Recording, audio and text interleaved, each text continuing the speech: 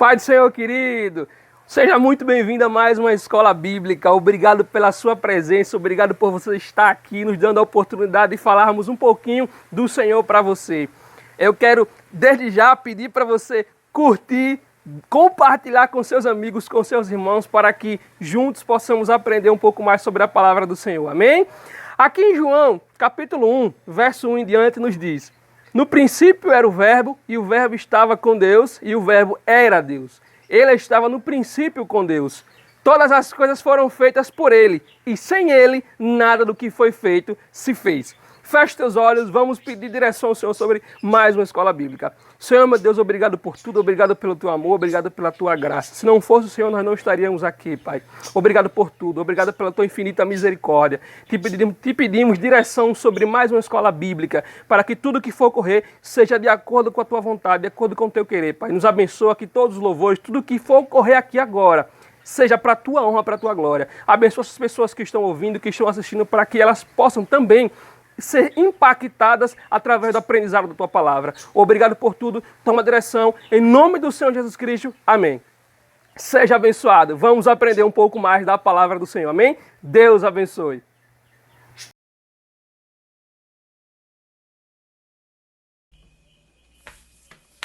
Amém? Vamos adorar o nome do Senhor Jesus.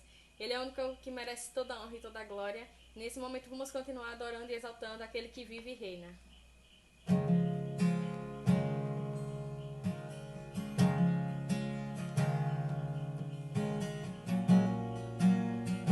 Você pode cantar assim conosco nesse momento? Lá na cruz, meu passado, minhas dores e aflições.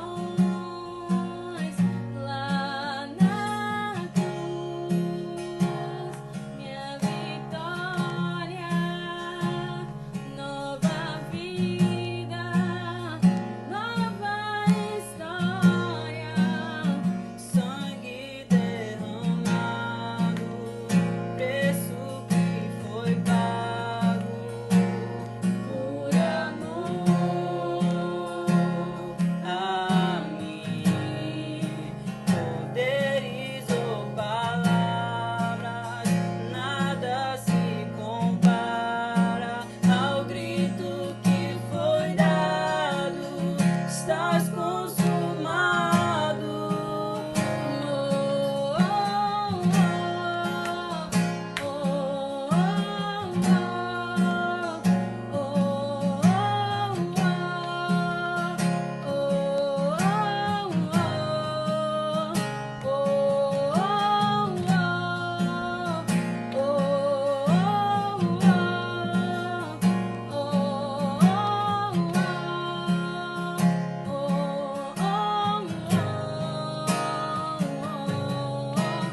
Filho de Davi, preciso de um milagre.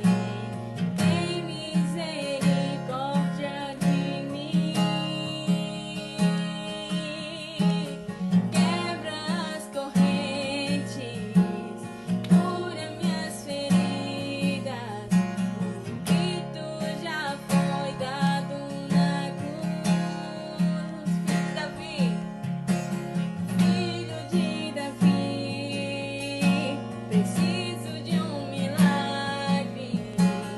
Tem misericórdia de mim. Quebra as correntes, cura minhas feridas. O grito já foi dado na cruz. Lá na cruz.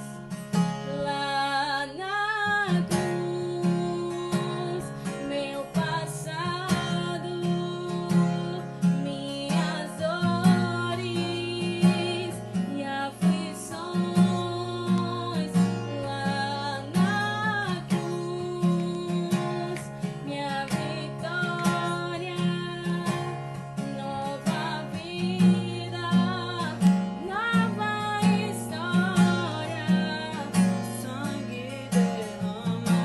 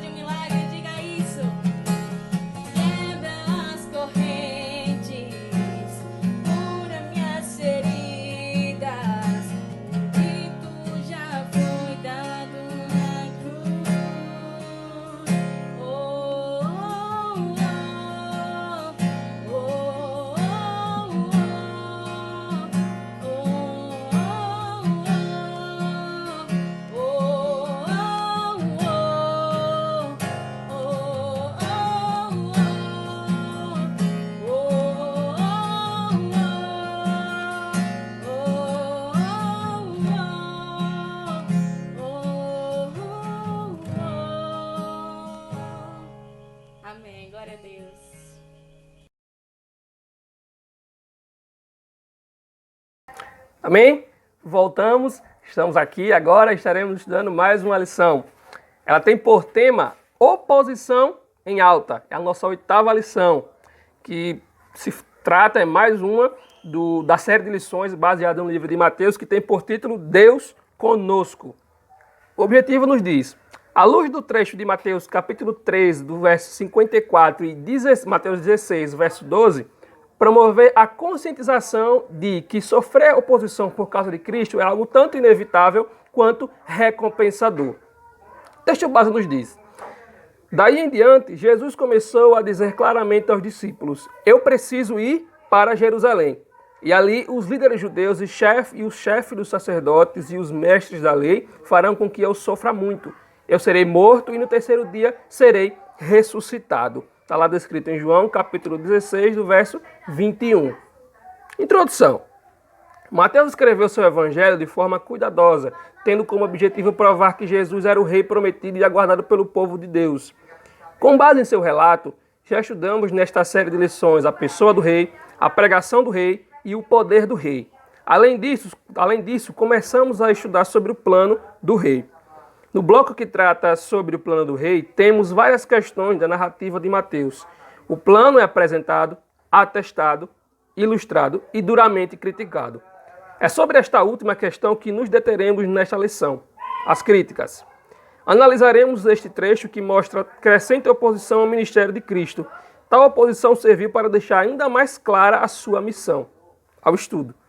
Estaremos vendo aqui agora que apesar de Jesus estar realizando milagres, prodígios e maravilhas, críticas não faltaram. A oposição não deixou de existir. A todo momento eles queriam procurar uma forma de tentar parar Jesus. Eles utilizaram as diversas maneiras. E é isso aqui que a gente vai ver. Quais foram essas oposições e o que Cristo fez diante desses problemas, desses obstáculos. A primeira pergunta nos diz: depois de ler Mateus capítulo 13, verso 54 e Mateus capítulo 14, verso 13, comente com a classe sobre os dois movimentos de oposição que temos ao ministério de Cristo neste trecho. Pois bem, em primeiro lugar, a primeira oposição que aconteceu foram os seus conterrâneos. Após Jesus vindo do Egito com sua família, Jesus cresce e passa toda a sua vida antes do seu ministério em Nazaré. E quando inicia seu ministério, ele sai, começa a pregar por diversos lugares e em determinado momento, Jesus volta. Nazaré era uma cidade pequena, provavelmente todo mundo devia se conhecer, como no interior. E quando chega lá, Jesus continua realizando milagres, prodígios. As pessoas que estavam lá, que moravam, que cresceram junto com ele, se maravilhavam. Porém, começaram a criticá-lo. E aqui no verso 57 de Mateus 13 dizem: e se escandalizavam nele. Eles os rejeitaram. Não quiseram saber de Jesus nem seus discípulos. Veja, que dor. Jesus, obviamente, não ficou feliz, não ficou triste, não ficou alegre. O que ele faz? Ele se afasta. Ele sai dali. Porque as próprias pessoas que cresceram junto com ele, que o ajudaram durante a sua infância, adolescência e juventude, agora estavam criticando, jogando pedras em Cristo. Mesmo que você esteja recebendo pancada de sua família por estar fazendo, cumprindo a vontade do Senhor, quero que você entenda uma coisa: sofrer por Cristo vai acontecer com todo mundo, mas é recompensador sofrer por Ele, porque quem sofre por Cristo não perde, só ganha. Em segundo lugar, temos a oposição vinda de um governante. Mateus cita o tetrarca Herodes, mas não aquele Herodes lá de Mateus, do início de Mateus, mas seu filho, Herodes Antipas. Ele havia prendido João, porque João o havia acusado de que ele tinha adulterado com a esposa do seu irmão Filipe. João estava preso, mas quando ele descobriu, ele ouviu sobre Jesus, o que ele fez? Ele ficou com medo e temendo o que poderia acontecer devido à opressão do povo, à pressão dos nobres, ele tentou matar Jesus. E quando Jesus ouviu falar disso, quando essas informações chegaram até Cristo, Jesus ele não se intimidou.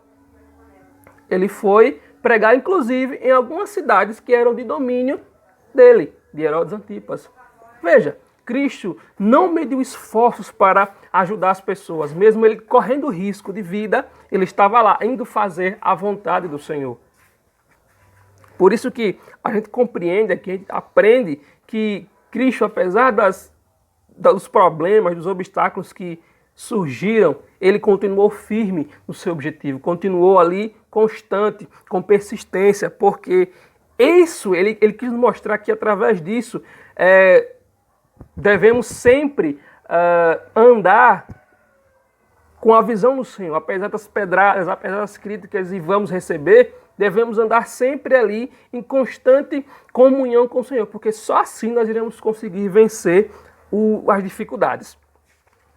A segunda pergunta nos diz: após ler Mateus 15, verso 1 ao 39 e Mateus 16, do verso 1 ao 12, comente sobre dois momentos diferentes em que membros de partidos religiosos importantes procuram Jesus para criticá-lo. Como ele reagiu nestes dois momentos? Agora vamos ver sobre a questão dos grupos religiosos. Em terceiro lugar, temos a oposição vinda por escribas e fariseus. Estes dois grupos se uniram em um ataque a Cristo. O texto diz aqui no comentário da lição que eles vieram de Jerusalém. O fato dessa comissão fazer uma viagem para procurar o mestre procura seriedade no intento deles. Jerusalém era uma cidade bem distante de onde Jesus estava.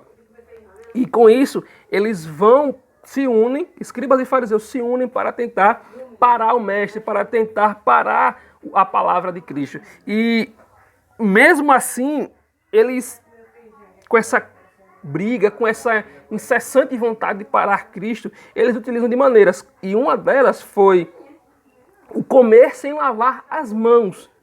Mas não era um fato de higiene simples. Porque Jesus não lavava a mão. Não era isso.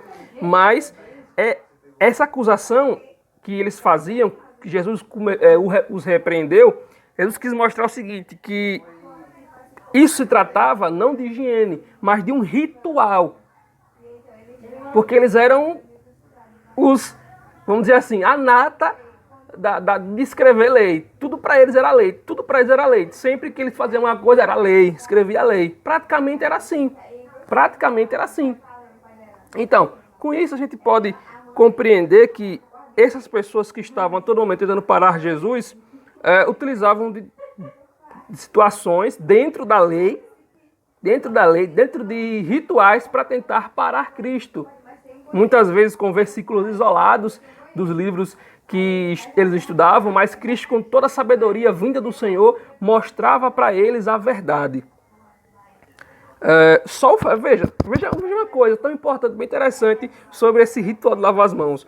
Só o esbarrão, só você se bater sem querer em uma pessoa gentia que não era judia, já era uma coisa grave, que a pessoa deveria se lavar o tempo todo, deveria cumprir aquele ritual de sempre lavar as mãos toda hora. E não era assim que Jesus mostrou. Jesus mostrou que aquilo que estava no coração, que era impuro, é que deveria ser retirado. Aquilo que estava no coração, que realmente estava no íntimo, é que era o importante. Não era o fato de lavar as mãos. Volto a dizer, não era higiene. Jesus limpava as mãos, mas sim naquela questão do ritual de sempre estar aquela coisa formal o tempo todo. E por isso que Jesus mostrou dentro da palavra a verdade. Em quarto lugar, temos a oposição vinda dos fariseus e dos saduceus, outros grupos religiosos agora. Eram dois grupos opostos, um era tradicional demais e o outro era liberal demais. Mas quando o assunto era parar Jesus, eles se uniram para tentar denegrir de alguma forma o evangelho de Cristo, procurar algumas falhas para fazer com que Cristo parasse de pregar o seu evangelho. Eles pediram a Cristo um sinal para comprovar que Cristo era quem ele estava dizendo que ele era o Messias. Mas Jesus, ele mostrou para eles, para esses dois grupos religiosos, que eles estavam preocupados demais com coisas simples, com a mudança do céu, do tempo, do dia para a noite, do dia para a tarde, tarde para a noite, mas estavam preocupados com coisas pequenas e estavam esquecendo de que o Messias, o Filho do homem, o Deus que se fez homem, estava perante eles. Mas, devido à sua incredulidade, devido à falta de aceitar, mesmo sabendo que era verdade, eles estavam com outros pensamentos, com outras visões. E Cristo quis mostrar para eles que, apesar dos problemas, apesar das críticas, apesar das problemáticas que surgiram contra ele, dentro da palavra, o Senhor sempre soube responder. Porque o Senhor é sábio, o Senhor é inteligente. E você que pode estar precisando de sabedoria, peça a Ele, que Ele vai lhe dar, para agir no tempo e da forma correta. Por isso que o sinal que Cristo deu foi simples. Ele fez uma lembrança do período que Jonas ficou, 3 dias e 3 noites, dentro da barriga do grande peixe. Ele fez uma analogia usando esse exemplo para a sua morte. Como assim? Os 3 dias e 3 noites que Jonas ficou preso seriam os 3 dias e 3 noites que Jesus estaria morto, estaria no seio da terra, mas ao terceiro dia ele ressuscitaria. Foi o único, porque Cristo também já estava meio triste, porque eles não queriam aceitar que ele estava ali, o Deus que se fez homem, estava ali na frente deles. Por isso que Jesus só deu essa resposta. Amém? Espero que você esteja aprendendo. Terceira pergunta. Tendo lido Mateus, capítulo 16, do verso 13 ao 20, responda. Frente a toda oposição, algumas questões foram ficando claras sobre o programa de Cristo. O que este texto diz sobre a edificação da igreja? Apesar do novo tempo de restauração ter sido iniciado na pessoa e no ministério de Jesus, o reino de Deus não seria trazido de modo pleno naqueles dias, mas frente à confissão de Pedro. Os discípulos estavam reunidos perto de Jesus e Jesus pergunta para eles quem ele era para eles, o que Jesus representava para eles. E Pedro diz: o Senhor é o Filho de Deus. Jesus fica feliz e chega até Pedro e diz: Pedro, você será a pedra, sobre você edificarei a minha igreja, e contra ela ninguém vencerá. O mal pode surgir, o mal pode ser grande que for, mas ela vai continuar de pé. E uma coisa interessante, essa é a primeira vez que essa palavra igreja aparece no Novo Testamento, seguindo a ordem dos livros como está em nossas Bíblias. No caso, Jesus estava falando da edificação de sua comunidade, um grupo de pessoas que confessasse o mesmo que Pedro confessara. Jesus não estava se referindo apenas ao grupo judeu, mas a toda e qualquer pessoa que o aceitasse, que o confessasse, que ele era o Cristo, que ele era o Filho de Deus. Jesus estava dizendo que era para todos. Jesus não faz acepção de pessoas. Possa ser a pessoa mais complicada, a pessoa mais problemática, passiva, mas mesmo assim, o Senhor quer abençoar essa pessoa, Ele quer buscar essa pessoa, puxar para Ele, para que através dela o nome do Senhor seja glorificado. A quarta pergunta nos diz: a oposição que Jesus vinha sofrendo estava nos planos de Deus? O que ele disse sobre a sua morte? O Evangelho mostra-nos algo sobre o reino glorioso de Cristo? Será que o que Jesus estava passando estava nos planos de Deus? Jesus, quando ele estava começando a predizer sobre a sua morte, o que viria a acontecer com ele, aqui em Mateus capítulo 16, verso 21, ele diz: desde esse tempo começou Jesus Cristo a mostrar a seus discípulos que lhe era necessário seguir para Jesus e sofrer muitas coisas, ser morte e ressuscitado no terceiro dia. Ou seja, Jesus estava mostrando para eles que tudo que ele estava passando, tudo que ele estava vivendo, estava nos planos de Deus, estava descrito lá no início. que tudo que ele tinha que sofrer, tudo que ele tinha que passar, estava nos planos de Deus. Ele também disse que as pessoas que o seguissem iriam passar por problemas, iriam sofrer oposições, mas que continuassem firmes, porque o Senhor os presentearia, daria o maior presente, que era a salvação a todo aquele que continuasse persistindo. Outro exemplo disso, que apesar dos problemas que o povo, que os discípulos iriam sofrer, que já estavam sofrendo, Jesus quis mostrar, que dá um gostinho do que eles ganhariam se eles continuassem firmes, que é o vislumbre da sua glória. Depois de dizer que o chamado para segui-lo é um chamado de sofrimento, Jesus disse aos seus discípulos que alguns dos que ali estavam não passariam pela morte sem antes vê-lo no seu reino. E isso é mostrado através da transfiguração que Cristo passou, e quando ele o fez, estavam presentes Elias e Moisés. E alguns de seus discípulos puderam vê-lo, pelo menos uma parte da glória de Cristo. Puderam ver como ele é no reino dele, como ele estava no céu.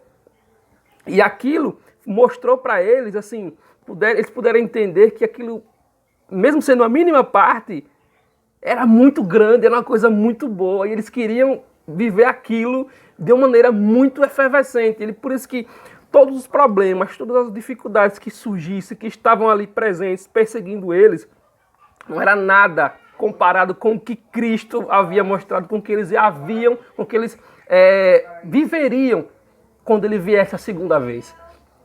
Por isso que, apesar das críticas, apesar das dificuldades, apesar dos problemas, continue firme, porque o Senhor vai lhe presentear com o maior presente, que é a coroa da vida eterna. Não é feito de qualquer maneira, é com luta, é com esforço. Faça de tudo para defender a sua coroa. Porque se você assim o fizer, com certeza, no último dia, quando ele abrir o livro da vida, seu nome vai estar lá, com todas as suas obras. E você vai receber a maior alegria, que é ouvir: vinde, bendito de meu Pai, para o reino que está preparado desde a fundação do mundo. Por isso, continue firme, continue persistindo, porque só esse é o caminho que vai te levar à verdadeira felicidade. Amém? A quinta e sexta pergunta são de caráter pessoal, mas vamos lá. Ser discípulo de Jesus é sinônimo de ter vida fácil e isenta de problemas? Mesmo os primeiros discípulos de Cristo sofreram oposição? Ser discípulo é sinônimo de uma vida só de tranquilidade? Não. Jesus Cristo, ele mostrou em um dos seus versículos: o mundo tereis aflições, mas tem de bom ânimo. Eu venci o mundo. Se vocês persistirem e depositarem sua fé em mim, vocês também vencerão. O mundo do cristão não é só flores. Não é somente mar de rosas. São espinhos que sufocam. E muitas vezes não sabemos o que fazer. Olhamos para todos os lados. Mas esquecemos de que a única e verdadeira saída, ela vem de cima. Que é Cristo, que é o Senhor, que está a todo momento dizendo: filho, eu estou aqui. Só levante a mão, eu lhe puxo para cima. Os discípulos em todo momento sofreram oposição. Mesmo Jesus, quando se ascendeu aos céus, os discípulos passaram por muitos problemas. Muitos foram torturados, muitos sofreram, e até hoje também, nos dias de hoje. Uns que estão aí fora, que estão pregando o evangelho em países aí como na Cortina de Ferro, muitos países que são contra a palavra, são contra a pregação, a propagação do evangelho, onde muitos pastores, muitos evangelistas estão sofrendo. Mas eles têm a certeza de que mesmo lá, mesmo sofrendo, mesmo que o matem sua família, ele tem a certeza e a garantia de que no último dia ele se levantará e subirá com o Senhor. Por isso que essa deve ser a nossa visão, essa deve ser a nossa alegria, essa deve ser o nosso combustível para seguirmos adiante.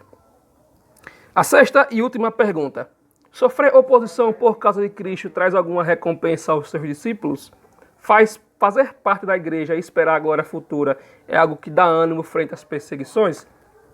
É o que a gente falou agora. Não vai ter problema, não existe problema, o maior do mundo, o maior que seja. Não se compara com a glória que virá quando o Senhor vier, quando o Senhor descer a segunda vez e vier buscar a sua igreja. Nada vai se comparar. Por maior que seja o seu problema, por maior que seja a sua dificuldade, entenda uma coisa. Cristo está com você. 2 Coríntios 10, 13. O Senhor não dá nada para a gente aquilo que não possamos suportar. Se você está passando por uma dificuldade, compreenda que o Senhor confia em você para passar. Que o Senhor colocou em suas mãos, que Ele sabe da sua capacidade. Então, lute, persista, ore. E mesmo quando estiver orando e não tiver palavras, chore. Derrame suas lágrimas perante ao Senhor. Ele está ouvindo. E pode ter certeza que Deus não resiste a um coração quebrantado. Ele vai abençoar, vai abrir a janela dos céus e você será grandemente, grandemente abençoado. Amém? Eu espero que você tenha aprendido, espero que você tenha compreendido os ensinamentos que o Senhor deixou para nós, que mesmo quando sofremos oposição, até de pessoas que nem imaginamos, familiares, amigos, pessoas próximas de nós, compreenda. Tudo isso é necessário, mas nada disso vai se comparar com a glória quando Cristo vier buscar a sua igreja. Por isso, continue firme, ore ao Senhor, busque para Ele e tenha certeza, o Senhor está a todo momento nos observando. Quando tudo estiver para baixo, não tiver força, levante as mãos em sinal de rendição ao Senhor e Ele te puxará e lhe colocará no lugar melhor. Amém? O desafio da semana nos diz: você já foi criticado por alguém ou perseguido por causa da sua fé, por estar fazendo a vontade de Deus? Como reagir diante de uma oposição sistemática ao nosso chamado? Na lição de hoje, aprendemos muito a este respeito através do exemplo de Jesus. Ele não se deixou abater, não perdeu o foco de sua missão, não pensou em desistir de tudo. Nosso desafio para esta semana é refletir em toda a oposição que porventura possamos estar sofrendo por causa de Cristo. Elas valerão a pena? Que tal orar por alguém que você sabe que está sofrendo por conta de alguma perseguição em razão da fé? Coloque o nome desta pessoa diante de Deus em oração, ao menos 3 vezes esta semana. Este é o seu desafio. Que Deus te abençoe em tudo o que você fazer. Obrigado por ter nos assistido. Obrigado por tudo. Amém? Que Deus te abençoe.